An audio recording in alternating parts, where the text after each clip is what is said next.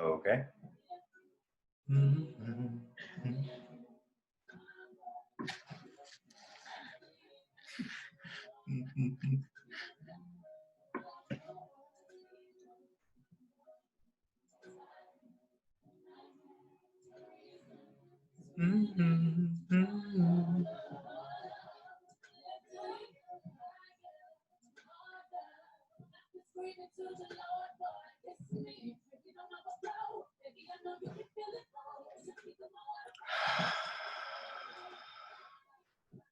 How do I take this background off?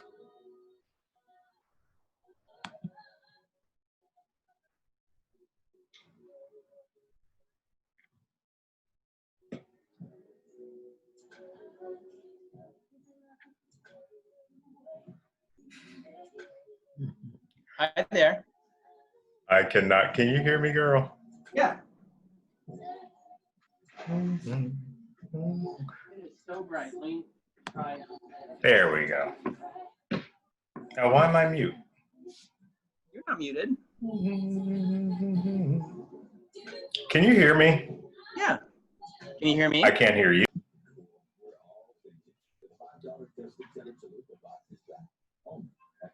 La la la la la la la la la. No, my audio isn't muted. Weird. Weird. Okay, now I hear you. Okay. Now I hear you. Good. Yay. Hi. Hi. Okay. Hi, Michael. How are you, love? Good. How are you, Jonathan? I am fantastic. Good. Tell me about your holiday. What did you do? Oh, it was just the two of us. Michael spoiled me. He cooked several delicious things. And yeah, we did some Zoom open house stuff with family. How about you? That's exactly what we did, except I cooked everything. And, well, that's not true. Scott made an apple pie, 2 apple pies. How is the pie? The pies were pretty decent. They were pretty decent. Now, if I remember, you tried making a pie for the first time as well. Yeah, I made sweet potato pie, and it was incredible. I may have used a touch too much nutmeg, but other than that, it was pretty all right. Oh, delicious. I've never really tried making a pie myself. Michael tried making a pumpkin pie, and his crust came up a little bit short. So it was like weird on the edges, but it was delicious. That's cool. So how would you like to start our conversation, dear? This is just a conversation. Yeah. Well, I think that it's really would be cool to talk a little bit about the types of conversations that we've always had as friends and how that kind of like led us up to, George Floyd's murder and conversations that we've, had kind of in follow up to that. And, Mm-hmm. we were working on a workshop series that was storytelling and, you know, how conversations kind of like, you want to have conversations, but sometimes the conversations don't come easily. And so like the idea of creating an opportunity for people to plug into conversations that we have. Mm-hmm. Mm-hmm. It was kind of a no-brainer, to be quite honest with you. And I'm going to tell you what happened when you and I and Michael and Scott were driving back to the city. And that conversation we started to have very tentatively in the car Mm-hmm. it led me to feel like if we take away all of this tension around the race word, it just becomes easier to talk about. And just like everything else you're interested in, you dig deep and you start learning and you start educating yourself. Yeah. I think there's like an interesting and important requisite for having these types of conversations though, and that is that people need to come to the conversation prepared to be vulnerable, Mm-hmm. and I think that there's an interesting process psychologically when people like make themselves vulnerable and when they're questioned in their vulnerable state about things that they do or don't do that they think are good or bad or whatever. And it's really hard not to immediately be defensive, you know, when called out on things. And I feel like you're totally right that removing the elephant in the room by an understanding that everything that we're discussing plays into that certainly helps. Yeah, and I want to talk about that. Scott and I were in a conversation about that this morning. I asked him a really interesting question that stumped him, so I'm going to ask you the same thing. When did you learn about race? See, that's a hard thing to say because it depends, you know, from what perspective and pertaining to what, right? Like, No, when was your first conversation about race? well, I would have to say that the first conversation pertaining to race probably was when I was really young, and it probably was really racist, and like, watch out for those people kind of situations, which, you know, from a well-meaning but incredibly sheltered background, like, you know, uh, that kind of conversation leaves like a lasting impression. And when that's how the conversation starts and you're rearing, then it makes it more challenging for counterfactual information. Like, through observation is the most important thing, because as a young person, you're taught to discount the stories and the experiences that are being shared by someone who's different from you. Like, Mm-hmm. automatically your difference is enough to kind of predispose me to not wanting to hear about something that's counterfactual, which is Mm-hmm. a weird process. Because your earliest memory is of other. Yeah. So you were taught with race, not in regard to your race. Because what I'm learning as I ask white people this question, the first time you learn about race is about other people's race, not your own. Yeah. Because yours is the normal, yours is the standard. Yeah. And the minute you start learning about Black people, that is an other. The minute you learn about Asian people, that is an other. The minute you learn about Latin people, that is an other. And you put up these barriers in your head about other, other, other. And that was your earliest memory of being taught about race. Yeah. So and if you turn it around to the Black or brown person, everything we're taught about is in regard to our race, in regard to everyone else in our circle. Mm-hmm. Mm-hmm. Yeah. Well, and it's an interesting process too, because even thinking about like the incredibly misplaced and disgusting type of advice that a lot of white children would be given, you Mm-hmm. know, the advice is still coming from a place of protecting your children, Mm-hmm. Mm-hmm. you know, and it's a weird, frustrating phenomenon psychologically that, you know, these conversations hopefully would help to get people to think a little bit about their own experience. Because I think that you're right. When you ask people like that, people that look like this, Mm-hmm. about what their experience with race is, you know, folks will be hard pressed not to think about something that is about their own development and not about what their parents would said, which is likely to be like, ooh. Mm-hmm. Mm-hmm. And because we were having this conversation with Scott's parents, and Scott's dad said, "Well, the people of my generation are dying off." And then I posed that same question to them, and they said, "Well, this is what we were taught. Everyone that I've asked have said the exact same thing you've said." Mm-hmm. So it leads me to believe that even though we say that it's dying off, not really, because people your age, people younger than both of us, are still saying these same things. Mm-hmm. Yeah, no, I completely agree with you.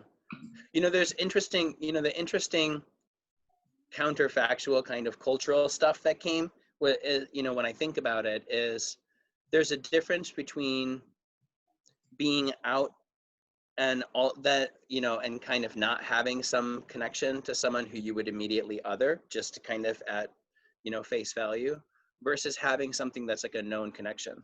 So like in the church community, there were a couple of people who were Puerto Rican or came from different Latin contexts, you know, and kind of cultural backgrounds.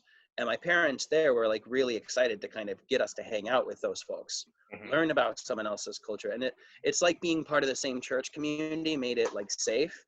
Mhm. And like when other people were speaking Spanish, like in line at like a Kmart, like that was something that caused furrowed brows. But Mhm. encouraging, you know, Carmen and Andy to teach all three of us Spanish was something that my parents were like all about. Do you think that the reason why is the church vetted them so they weren't, to make sure that they weren't those people? It's a weird thing because on the one hand, that's kind of like, what type of vetting process is there? You know what I mean? Like when I think about it, there was only one time in my memory that an African American family ever came to, you know, my church, Hmm. and they were new to the community and shopping around churches, which is something that's common for families to do when they move, you Hmm. know. And my church was like, whoa, black people came, yay. And like the number of people that went and bothered, like it's just worship service. And then like people are coming up and whispering in their ear, thank you so much for coming. Like, you know, we would love to be your friends if you ever have any questions. You know, they didn't come back. And Hmm. partly because they were like, wow, like you know, I can't imagine what they were thinking, but like observing, it's like, wow, it's cool. And like, yeah, but also I've never seen people be pestered so much during a service. I can probably suspect why they didn't come back, and that was more long. It's more like you're being uh, idolized, like a zoo exhibit. It's like, oh my God, now I can say I have a black friend, and I need this particular thing so they can teach me. They can do this for me. Hmm. It's And the tokenization. exactly, and the black, if they were, I understand why they wouldn't have come back, because I wouldn't have come back. Hmm. Hmm. Well, it's an interesting thing because I've had when I used to, I had like a crisis of faith a long time ago, and when you know, I was in my early 20s, I was shopping around for a church community, and I felt there were, I never found a home. And I think that the reason why was similar kind of things. Either I tend to like more conservative kind of like services, like that's just like how I was brought up and like it feels right to me. But Mhm. then there's the backwardness that comes with that setting, and like kind of feeling like the token gay person, you know, like people came up to me and were like, oh, this, you know, we've had people like you before. Uh-oh.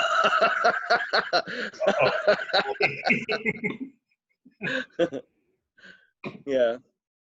So, and imagine walking through life with that being your experience all the time, because you're one of the safe ones.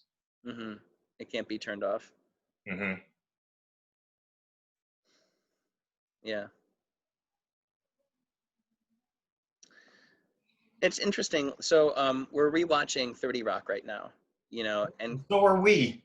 oh yeah, it's So, like and some of the things are, we watched this episode where these three white actors were doing Jamaican women's affectation mm, in a dental office, when it was like nails down a chalkboard is exactly what it was like. mm. You know, and it's when you watched it 10 years, did you watch it 10 years ago too? I Like when did it first came not. out? I did not.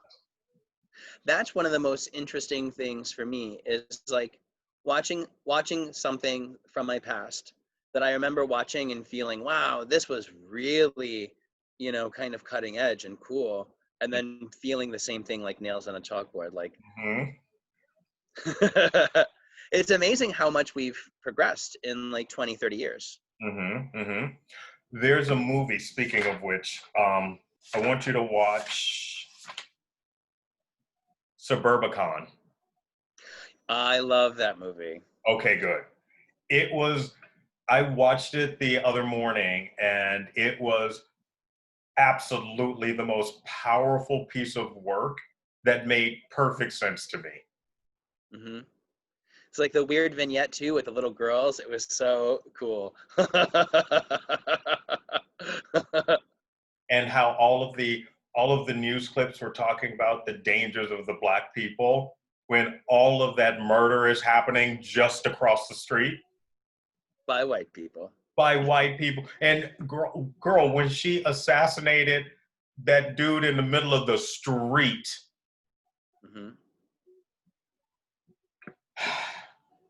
Yeah, it is very powerful. Anyway, I stepped on your conversation. What was it about 30 Rock? Oh, no, it was just kind of seeing the way social situations play out and the way that they're handled using comedy. Mm-hmm. You know, things that are little references that people of another generation, like our grandchildren, would totally miss that reference, you know. Mm-hmm. But yeah.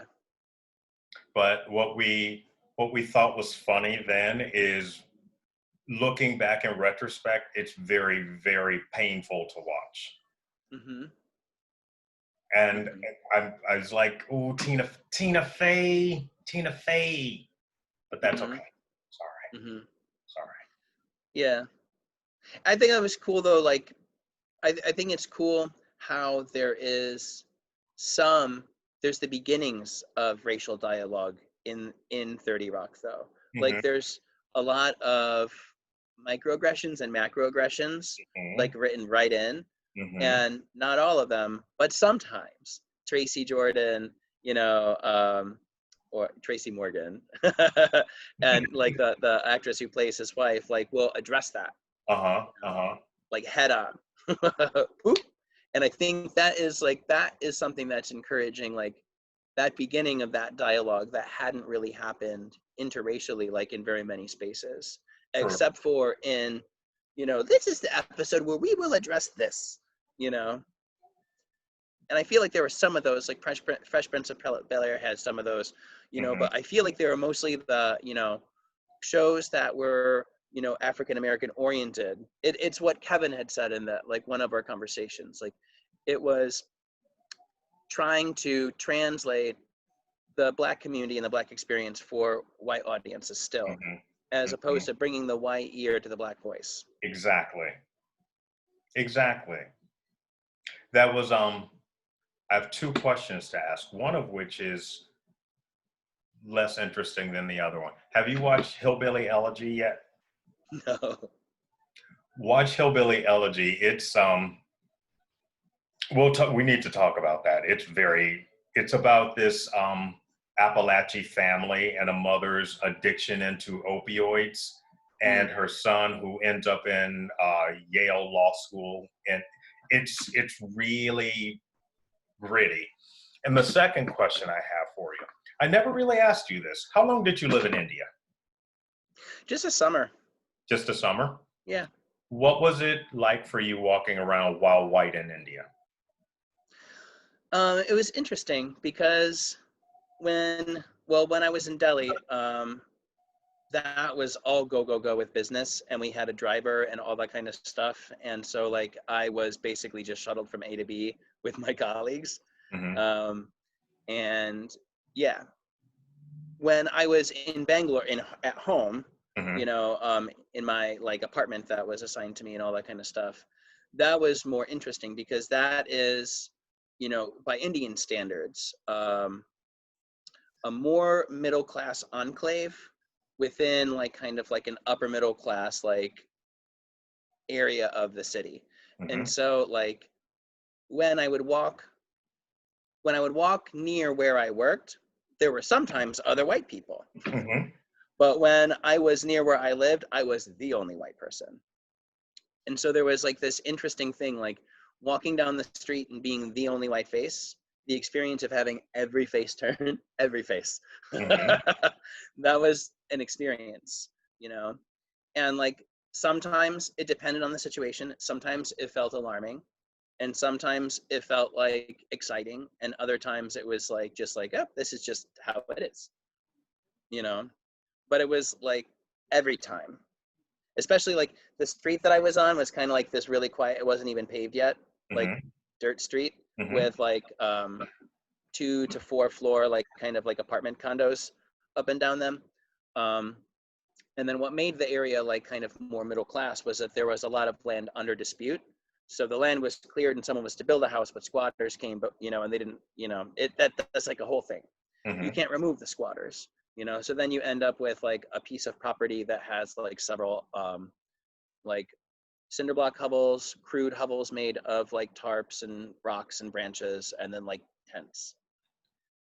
So the children in the neighborhood were always really nice because they wanted sweets and stuff like that. And like my colleagues, basically trained me in Indian culture, and they were like, it's really common for someone who has more money in the neighborhood to carry sweets for children and little trinkets and kind of like kind words and like puzzles and, riddles and all that kind of stuff, because the children will look up to that person, and like, since you're white, there's going to be an expectation. So I basically carried around, I had like little things that I would say to the kids, like, or I would do a tongue tweezer and they would giggle and run away. Like that was an interesting thing. But like, basically that was something that by the time I was on my little street that was all dirt, I would start to be surrounded by kids many times. Interesting. What did you take away from that experience? The whole experience of being in India was like incredibly humbling for me, because the idea that like I am a very hardworking person, but then to be thrown into a work environment where my work ethic is maybe the 70th percentile was like, what? Like when I'm saying that it was go, go, go in Delhi, it's because like our guest house was our office and my desk was at the foot of my bed. And like the people in the morning, like the drivers and all that kind of stuff would come in and flick the lights and be like, wake up and breakfast time, So that was like, it was just a whole other way of being, that was like, yeah. I have a little journal actually that I call my culture shock journal, that I have all kinds of feelings that poured out of me like that first week that I was there, because it was so different. And now I look back on it and it's like the first couple of years after India, like I would look back on it and be like super ashamed and like, I can't let anyone else's hands ever fall on this. But, especially now as I've been, working more with you, like, and this has become something more, deeper than just what we have in our friendship. Like it's caused me to think about like the importance of vulnerability, and that like, yes, people will weaponize your vulnerability against you and try to make you feel shame, but it's up to us that we feel shame. You know what I mean? Like, and we shouldn't allow someone else to shame us. That like, as long as your heart is in the right place and you're really working in as much as you can in the right direction, then you should feel comfortable with yourself. All kinds of things can get taken out of context, and that in fact is part of the problem. And I think that the more we have conversations, you start to learn more about what you should and shouldn't say, what's proper, what's appropriate for yours, even for yourself. It has nothing to do with when I can remember correcting people's microaggressions, because I've been doing that for as long as I've been walking around. And I have a reason why I do it. The reason why I do it, it has nothing actually to do with you. Has nothing to do with you. It has everything to do with if you say that to someone who may look like me, who's not quite as kind as I am. And I'm concerned about what they may do by your ignorance. So I'm concerned about that person, not necessarily, I know I want you to grow, I want you to learn, I want you to be your very best, but I'm more concerned about the young person just trying to make it through the world. And then that unknowing statement of yours sets them off toward a path of disaster. Yeah.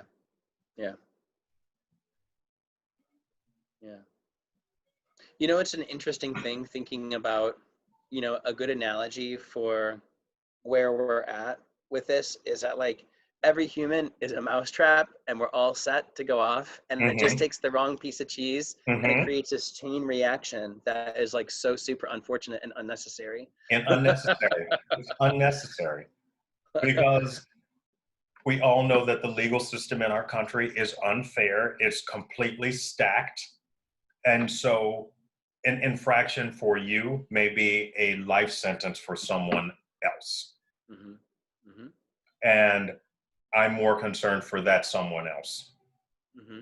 Not Mm-hmm. that I don't love you. I love you. You know, you're my friend, but I say that same thing to everybody. I said that same thing to Scott, but you know what I mean by that.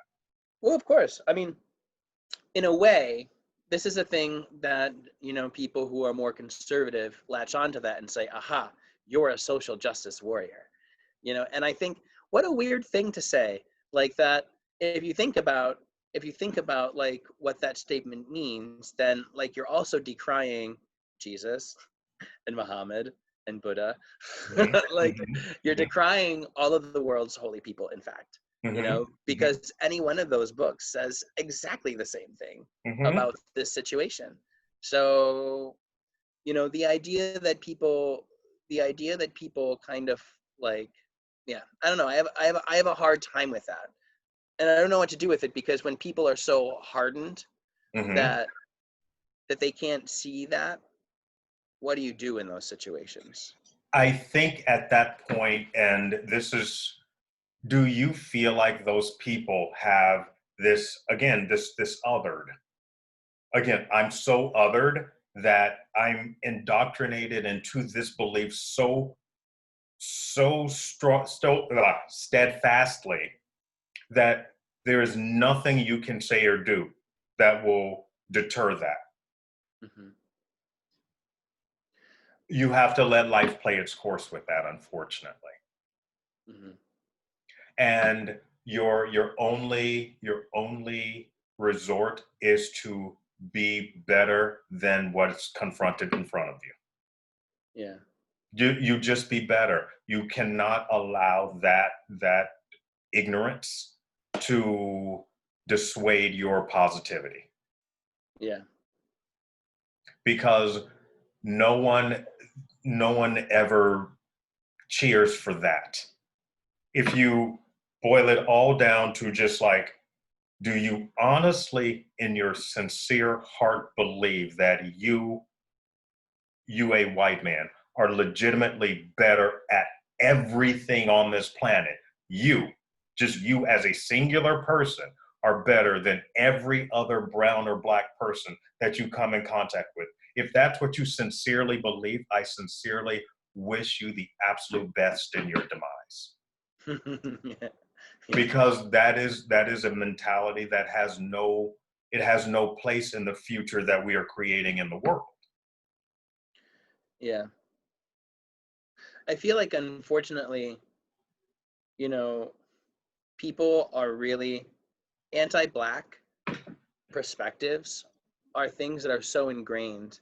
And like, Yes. I do believe that anti-black perspectives, you know, are more persistent and insidious even than some anti-creed, you know, Mm-hmm. because like there's a lot of vitriol against like Jewish people and Muslim people, you know, and then when you think about like even inside of different religious groups, there's fracturing and kind of like, you know, disagreements and all of that kind of stuff. But I feel as though the barriers between people of different races that are kind of like nested in anti-blackness is a harder nut to crack, because you can't go, you know, like you can go to a place of worship for another religion because Mm-hmm. there's going to be enough people of other religions that look enough like you and seem enough like you that you can kind of let down your guard. But some of these other things are really, really hard to crack, because it also then acknowledges, you also have to then process and deal. Like we didn't really talk that much about like the white guilt piece, you know, the other day. And I think Mm-hmm. that is where a lot of white people say and do some of the wackest things. Yes, absolutely. Because Trying to make it better. you don't know what to say. You don't know what to say. It's like you've just been confronted with all of this. You finally had your blinders removed and you see the world for what it actually is. You hear the things that are actually said. You recognize your place in that fiasco, and then you're like, I just don't know what to do. Mm-hmm. Well, So that's before you look back at the things that you've done to be complicit in that, both consciously and subconsciously. The subconscious stuff, people I think are more likely to give themselves a pass, but like almost every single person, regardless of the color of their skin, can think of something that they've said and done that is highly undesirable and racist. But yes. particularly white people, when that veil is removed, it's hard not to run to the mirror. Mm-hmm. And then that makes you want to put your head right back in the sand. Mm-hmm. Because then you see the world, and then you Mm-hmm. see your place, and you see how you helped, But and how racist you people, continue to help. yeah, yeah. Well, I think that that's the most important thing. Like, racist people are bad people, and so that creates a sense of indignation inside of me, even when I'm the one who's recognizing this in myself. That's a cognitive dissonance that I think a lot of people have a hard time bearing. And That they was have go on. the last thing I want to say is that, like, but that is how you get past this, right? Because like, if you keep pushing it down and then being like, oh well, like that makes you more complicit and it does not help, it hurts. That is the exact quote I recorded the other day. If you believe that being called a racist is bad, because you've been taught that being a racist is a bad thing. It's not a concrete thing. Racism, we all have racist um, assumptions. We've all been raised with racist assumptions. If then you're confronted with that racist assumption, you become offended and defensive, and you then feel victimized. Mm-hmm. I'm paraphrasing at this point. But if you then remember that racism is inevitable, and if you understand that that's something that you can change, you say, how is it that I've offended you? Okay, oh my God, what did I say? Then you hear it, you ask appropriate questions, Mm-hmm. and you move on. You thank that person, and then you move on. Yeah. I had a friend of mine that I recommended a book to. And he read the book, and about 3 weeks later, he gives me a call in tears. And I say, what's wrong with you, darling? I just finished this book. He finished White Fragility. Mm-hmm. And I said, uh-huh. And he says, I've been absolutely the most racist friend to you for the last 15 years. Mm. And I said, I know. I am so sorry. This is part of how I was raised. I am working toward being a better person. Will you please forgive me? Oh. Absolutely, I will forgive you. Because that's what I need. I appreciated the fact that he was strong enough to admit his part in this experience. Mm-hmm. And I know now that he will promise to be better. He will try to be better. And this was the friend of mine who was exclusively only into the BBD. And he needed them, if they had a prison record, that was even better. So, it was very like thug worship, like this whole Mandingo fantasy kind of experience. And I would always have issue with him with that. And we would never talk about it.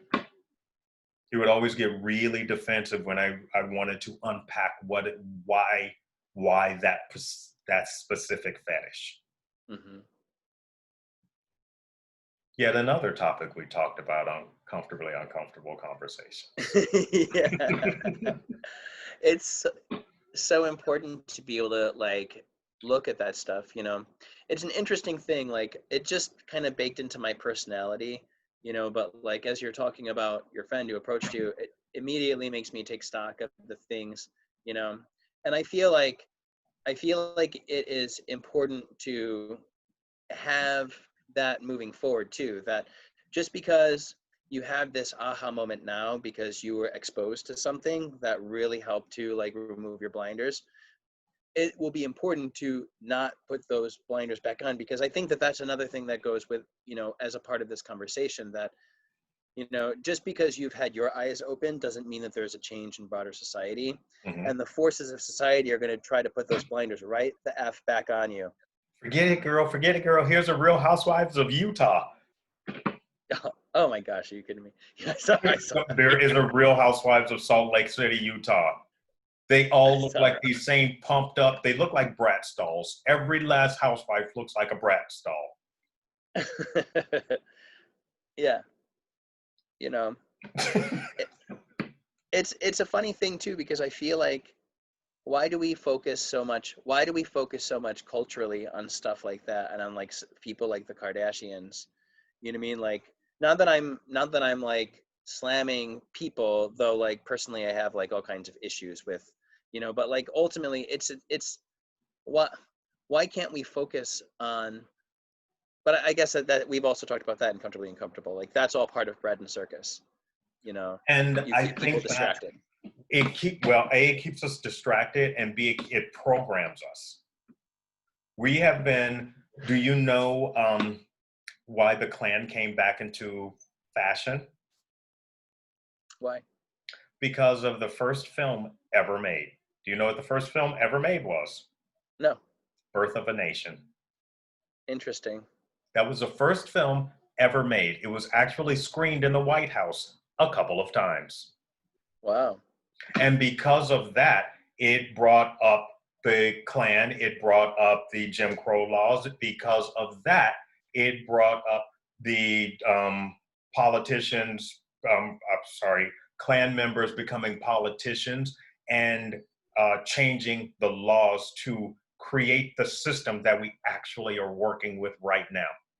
Hmm. For every law that was been enacted since um, the end of slavery, it has had a countermeasure to the lives of, it had a counter effect to the laws of the lives of Black people. Yeah. I So I don't doubt it. the programming that we look at, all of these things that we're watching is just force feeding this narrative of the patriarchal white male leader of the family, and then the gay aspect has to be either woo or there's always a kitsch with the gays, and there's always usually white gays. They're always the more affluent. The Black gays are always the more subservient. Hmm. Hmm. So there's all of this indoctrination. So we watch all of these things and think about the people in the middle of the country who have no access to black people, to Latin people, to Native Americans, to all of this, and it affects the way they vote, Hmm. Hmm. and it affects the laws of this country. So for the programming that is out here has a huge impact to the society. It has a huge impact to how we treat one another. Hmm. Because especially with a lot of the children, our generation, we were raised by TV, give or Hmm. take. Yeah. You go outside, you play a little bit, then you put the TV on and you watch TV at night while the family's doing this, the family's doing that. The TV's been your companion. Hmm. And TV is like the worst enemy when you're thinking about actually trying to be purposeful in the way that you're like raising your kids. Like Mm-hmm. my friend and colleague Jasmine, she is African American, and you know she talks about like the lengths to which she just taking her daughter to the store, and like the conversational tricks that she used on her 4 to 5 year old daughter to get her daughter to want to select herself in a doll. Mm-hmm. Because even at that age, she has been taught that the blonde, blue European impression of beauty, ideal thing of beauty, she's not it. Hmm. It's remarkable and disgusting. But I'm like, I'm really excited, when I hear things like that, and that like also that someone who comes from a different perspective and like life situation, you know, thinks enough of me to be able to share that with me through the course of like informal dialogue. Mm-hmm. Mm-hmm. See, normalizing conversations about race. Yeah. It is necesito. I think so as well. What do you want to talk about on Wednesday? Um, Do you want so, huh? to? Excuse me. So Janine posted quite a bit this past week,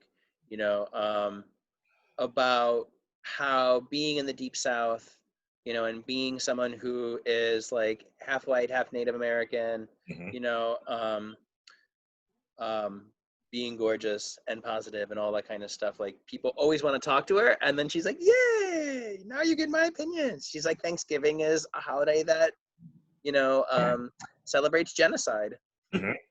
and celebrates unsustainable behavior." Mm-hmm. She's like, "Look at all of this meat, like especially the meat emphasis."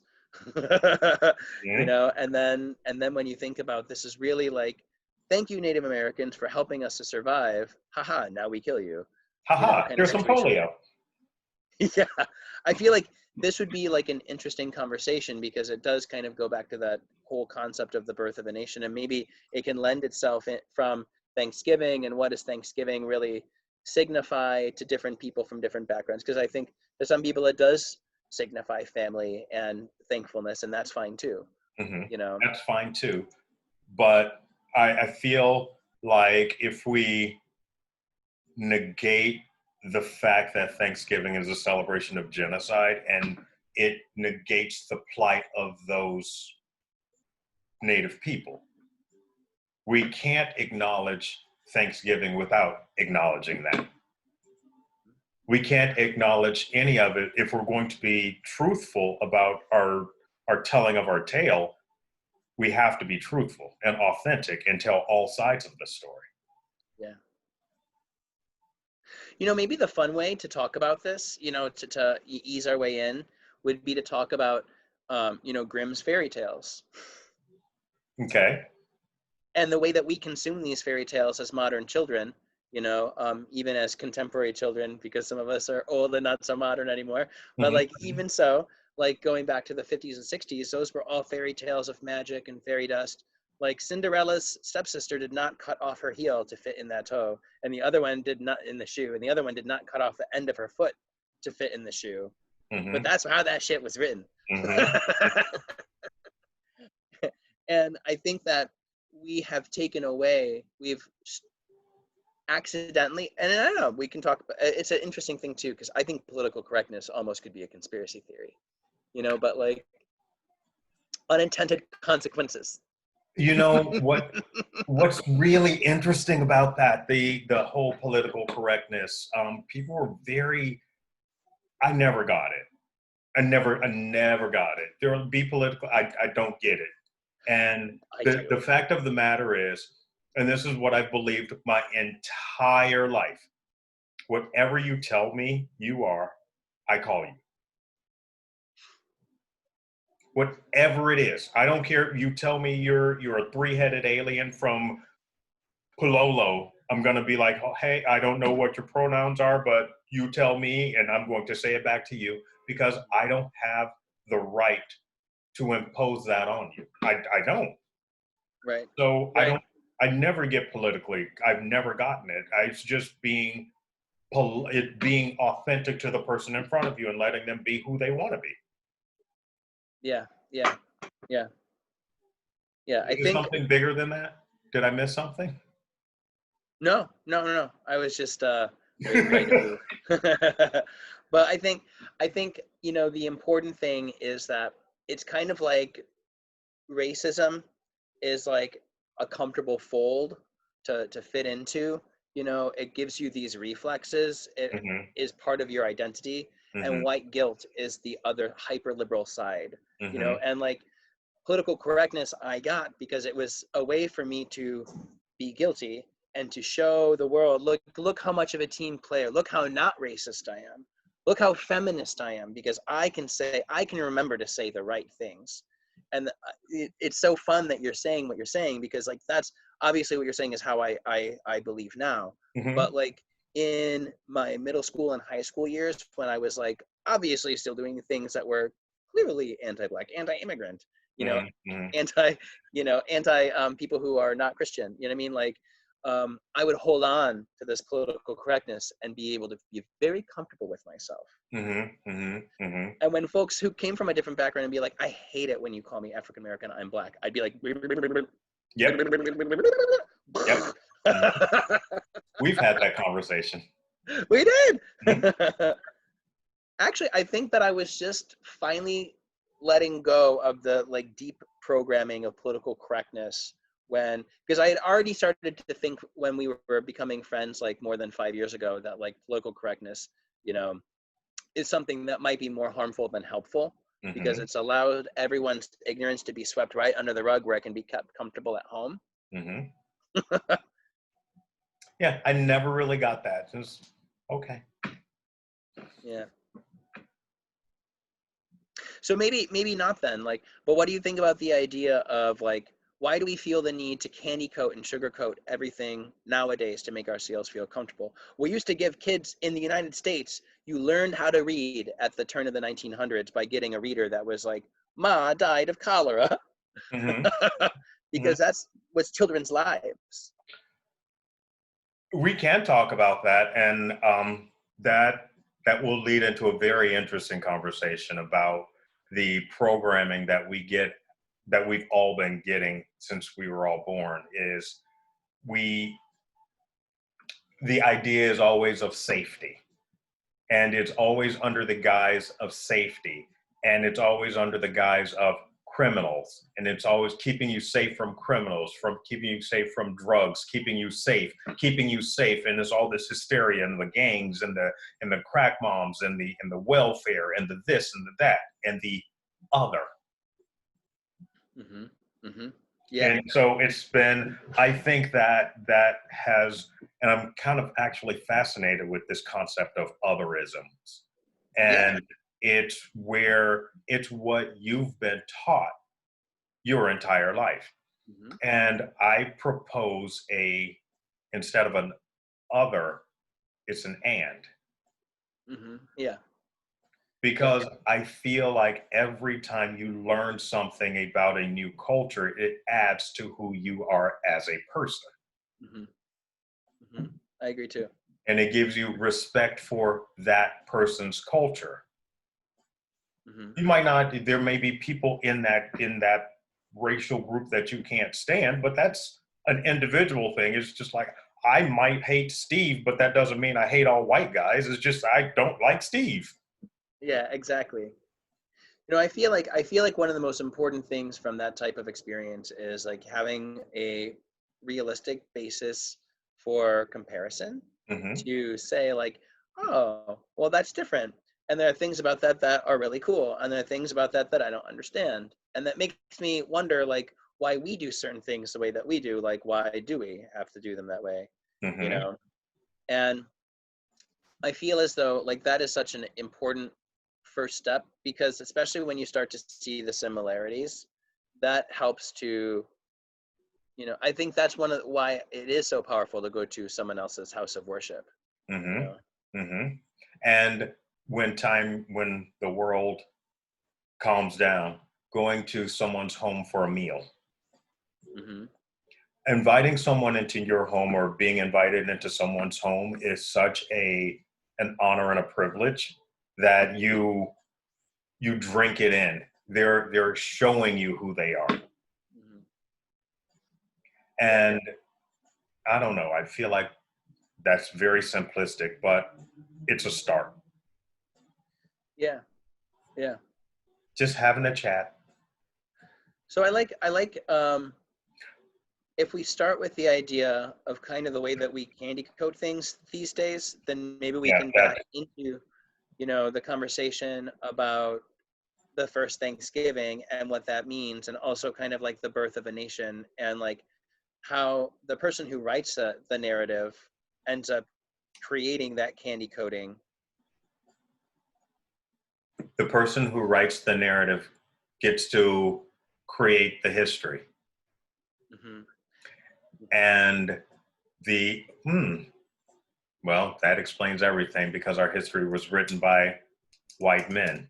It sure Strangely does. enough, there was an American author that was the inspiration for Mein Kampf by Adolf Hitler. Adolf Hitler came to used Jim Crow laws to set up Germany, Nazi Germany. It makes sense. It makes sense. I mean, Because the fact there was such go. no, but I mean, like, I think we're saying the same thing. The fact that there was such a strong sentiment that was pro-Nazi in this Mm-hmm. country too, Mm-hmm. you know, and there was the America First campaign, you know,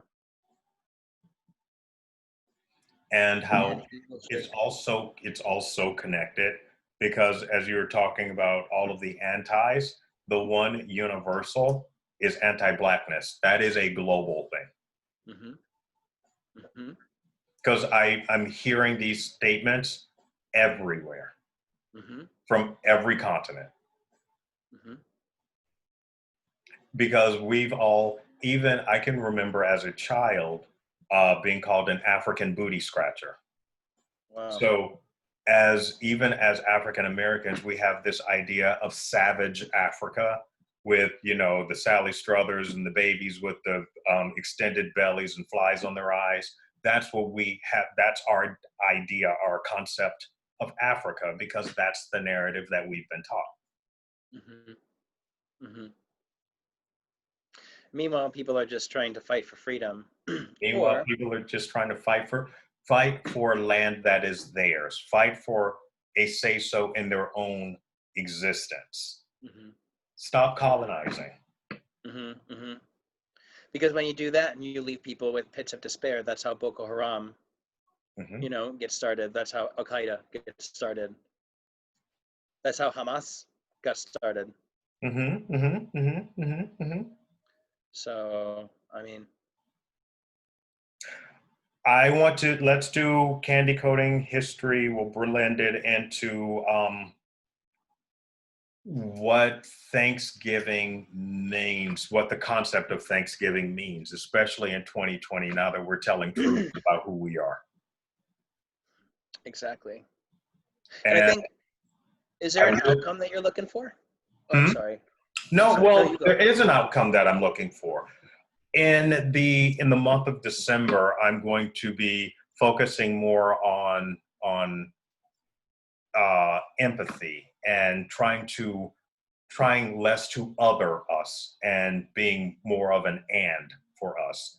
And one of our concepts is gratitude. You have to be grateful for we lived through 2020.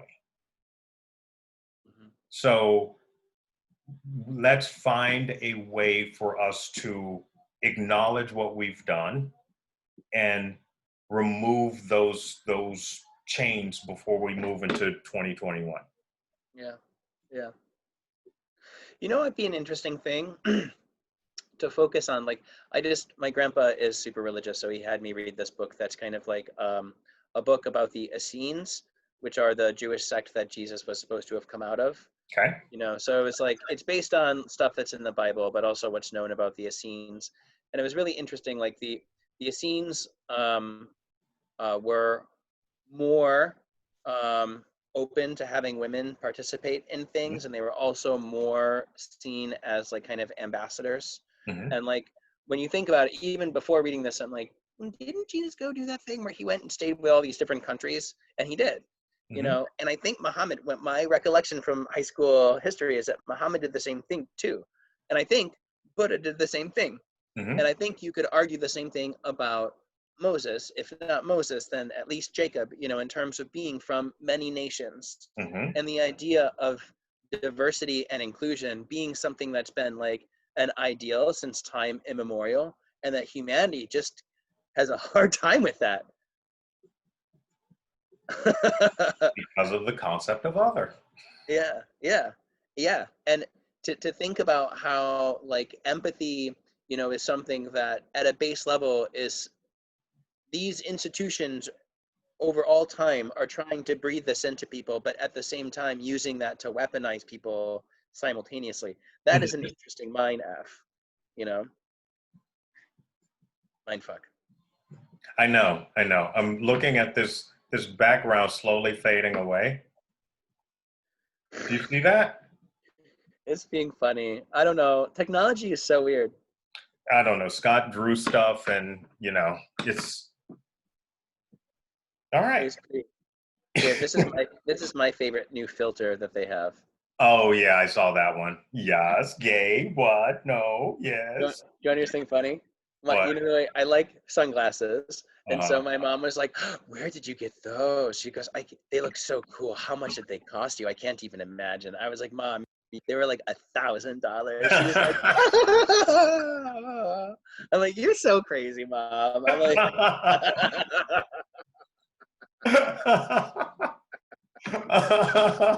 we did a Zoom call with my mom on Thanksgiving.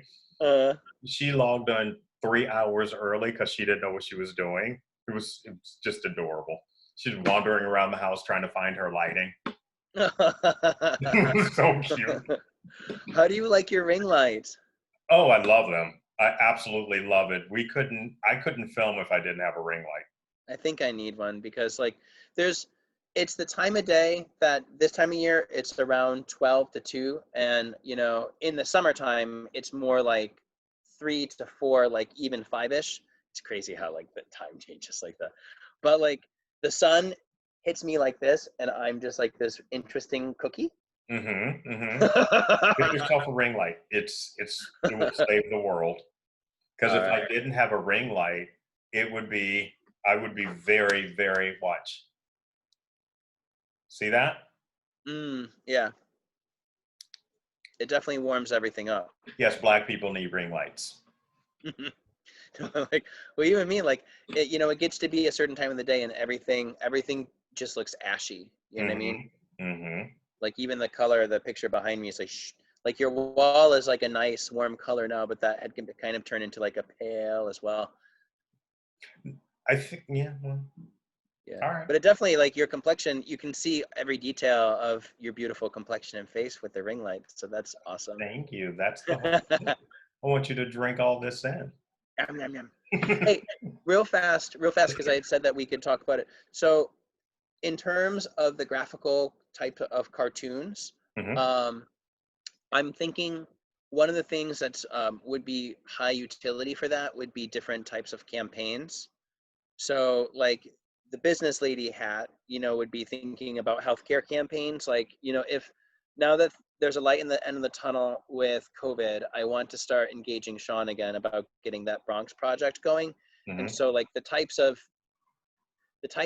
stills and then like small gifts and then also kind of features that could come out of that could be something that would be really interesting. And there would be many different applications beyond just this. Having it in your back pocket would be great because then you can take it to others and be like, I've done health campaigns like this in other places. But What health campaigns, babe? so like remember, I think I told you about this time last year. I was trying to get together with Sean Coleman to create this thing for the Bronx, Mm-hmm. and HIV, like ending HIV in the Bronx. Mm-hmm. Mm-hmm. So it would be about bringing that back online. And so there are 3 public-facing events and 1 internal event. And so the around those 3 events, there would be different components that would be helpful. It would need to come across like there would probably be several different people creating content because like with a big campaign, you want to have different things that resonate with people that come from different populations. Mm-hmm. Mm-hmm. So, and you can't please everybody, as we well know. But billboard ads, like little, I imagine that there might be some room for some TV ads and things like that too, like within the budget of this. Mm-hmm. Mm-hmm. But then thinking about promotional materials too, like I can send a competitor, like basically my old employer, Mm-hmm. has a new campaign and I can show you how unimaginative that is, and basically the fact that in the field, people are like, wow, this is amazing. And like, this is so corporate and polished. And it's like one of those, exactly. It shows, it should give you like, and especially Scott, like this great hope that like, well, if everything else should fail, like there's probably a really sweet marketplace here because these bitches are basic.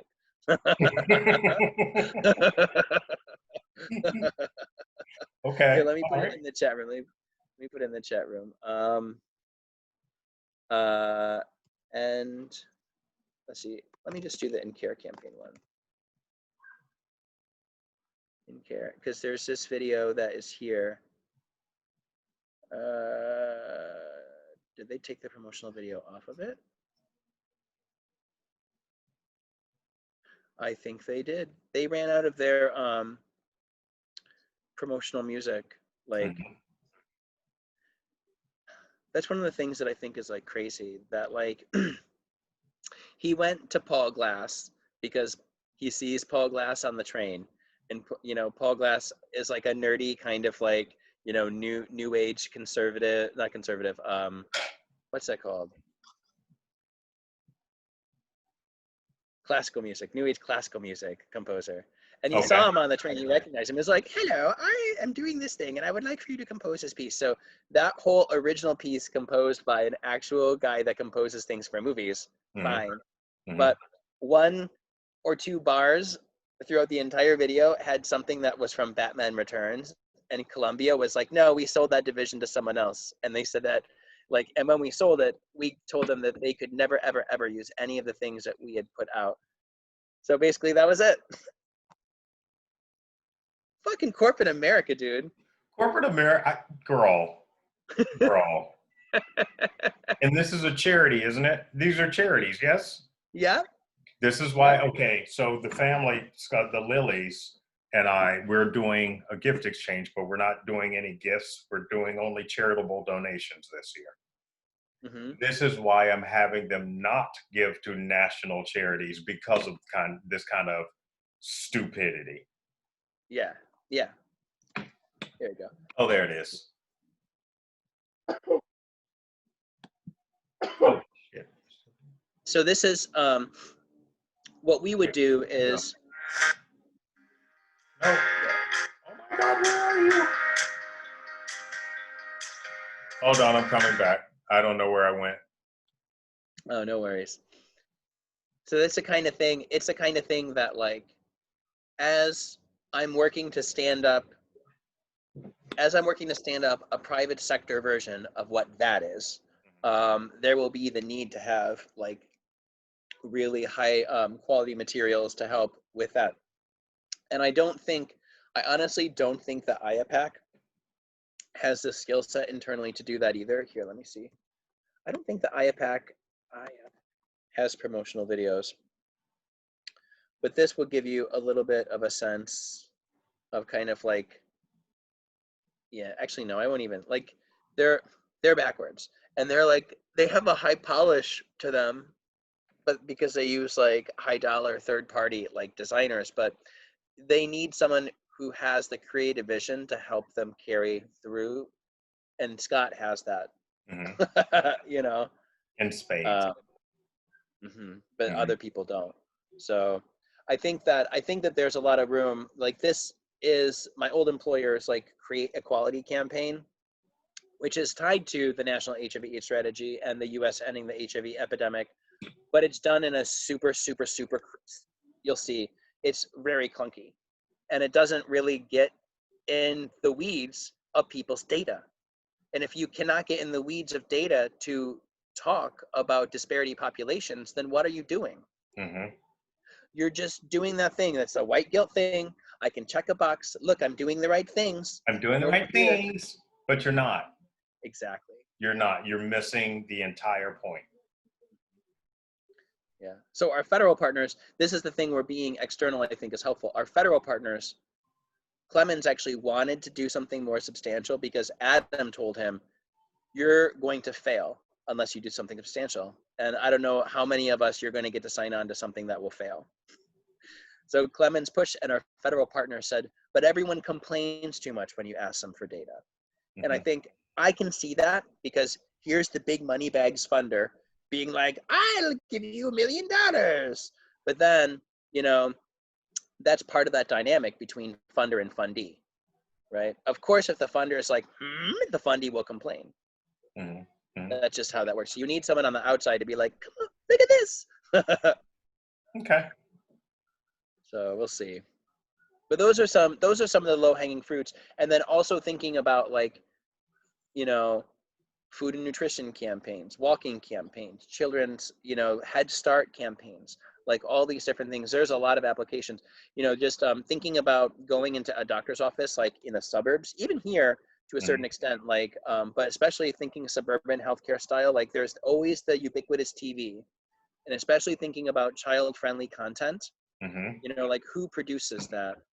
Not very many folks, and it's usually done pretty shabbily, I think. It's usually done very haphazardly.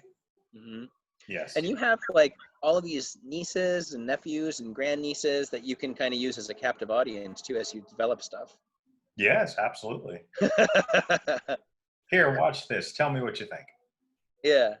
So that was kind of like in a nutshell, like my thinking around that. Like there's a lot of market space there. Okay. And you send me, write it all up, send it to me so we can look at it. Okay. Yeah. The first step would be going to the Star Clinic in Brooklyn at King's Hospital and the SUNY Downstate Medical Center. There's a doctor there, Dr. Jamila Youssef, who's like fucking fabulous. And she helped to create a TV station within the health center. And like it has different channels that focuses on, like, you know, she's an infectious disease doctor. She's the head infectious disease doctor for the HIV program. But they do have things for kids, nutrition, new moms, you know. So she would be, and then the guy that creates a lot of their content, I think that he and Scott would get along like a house on fire. This man came in with all the creative energy. I'm surprised he didn't stand on his head and fart out like a hippopotamus.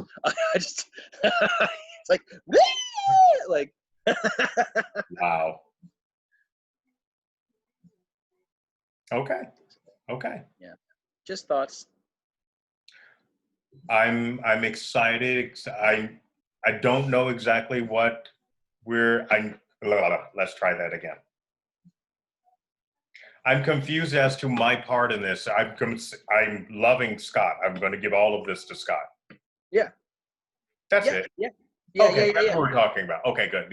Yeah. That doesn't sound like anything that I do. I'm giving that all to Scott. Yeah, that's all for Scott. Yeah. But I think that some of the facilitation that you're doing, you know, would be something that would be really interesting to think about in terms of helping people to unpack social determinants of health, you know, in a way that is fun and lighthearted, you know, but also deep when necessary. So I'm still kind of like playing around with the way that community engagement, like, and getting people to say what moves them. And it might be good to involve you early on in that process. Okay. Because I thought that it would basically be like me and Jennifer going in, and maybe Miss Dottie, because she's like, yeah, she's like a knockout room. She knows how to work that room, baby. she wins awards for working a room. But I think that, you know, as far as your ears hearing what the community is saying would be better, because people who have more perspective that's like people in the room, the better, you know. Yeah, so. Because most of the time a lot is lost in translation. And what the community is saying is not being authentically understood with the people who have money who can do it. Because what they're doing on this level is deciding what they think these people need. Well, this is the whole problem, is that even when you think about the way the funding announcements are written, it's the same. Even at that level, they haven't even asked the community. So from a foundation, they got it wrong. So like, that's why we're not going in. This is an interesting approach to doing a project that is where a lot of people that do consulting for a living have said that, like, you're going to fail, it won't work. But I want to do it this way anyway, because it strikes me as the right way. Mm-hmm. And that is, you assume the risk, you know, it's the first one. So I want everyone to assume the risk with me because I can't pay anybody. If I was a trust fund baby, then I would be like, well, I can assume all the risk, but I can't. So we have to work in good faith. And then hopefully the process that we put together, the like most like outstanding, crazy, like a bank would have to be like so stupid to say no to this. Right. You know, because we're going to go to 3 banks and ask them each for $500,000. You know, that's like nothing to them. I know. And then there's this amazing program that involves community and has the stamps of approval of the federal government, the state government, the city government, the public health authorities within the city of New York, all of the major hospitals, the community advocacy groups that work with the different subsections of the population, you know, and even more. Like there's even more groups that I have, like, you know, getting like the people who are the high dollar stars to sign off in advance that yes, they want to do this. You know, like the Billy Porters and all of them, like, yes. So this is a little bit different, but it's seeing what we can do together. Sean's like, this is so great, because he's trying to build amazing. He's trying to build his company, you know, around very similar to what Venton is doing, but Sean is doing more kind of hands-on coaching. And then, you know, looking at his social media lately, he's feeling burned. You know, I'm tired of giving people the ruby shoes so that they can dance like the house down on my chest or whatever. He said all kinds of different things like that, you know, but it's like, you need to figure out then how to be sustainable as a coach. Because if I'm not mistaken, usually the purpose of coaching is to help other people. Help other people up. Yeah. Yes. So, how do you create an Amway pyramid that's not a Ponzi scheme? If anyone could answer that question, I feel like you could answer that question. Well, I feel like that's where it's helpful then, you know, to kind of like, you know, get a sense as we work together closer, get a sense from Sean, like really what his goals are, you know, because that's something that's really important too. Like that is like, I was already aware, but I've become like hyper aware of, like, in this environment is that like the perception even of someone coming in and trying to tell you, you know what I mean? Like, what do you mean you're going to come in and tell me how to do my business or have these ideas? Like, you weren't really invited to give that perspective. And also, you know, there's the question of relevance, which is a valid one. So, you know, I appreciate that. And also, like, you know, we can talk about this for hours. Well, I would like to thank you very much for having this chat with me, as per usual. Yay, same. I feel like we got some really good things here, and I'm going to edit it down and send you some stuff. Okay. Yeah, I think we had some really good conversation here. Okay, It's always wonderful to talk to you because I really appreciate your perspective. You are a sponge. It's like you just absorb all this information and you freely share it, and I love it. I try. I think that the thing that's, you know, most important to remember is that don't make perfect the enemy of good, and to be kind to yourself. Be kind. Because I feel like you say that a lot, and yet you are not.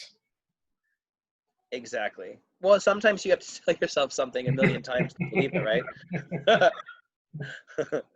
I'm always kind to myself. I always have to remember to be kind to others. Well, I have to remember that too, especially when I'm in the thick of being unkind to myself. The people who are closest to me, I have a bad habit of pulling under. Yes, because hurt people hurt people. Yeah. Okay. Bye. I love you. Love you. Send Michael my love, and watch Hillbilly Elegy.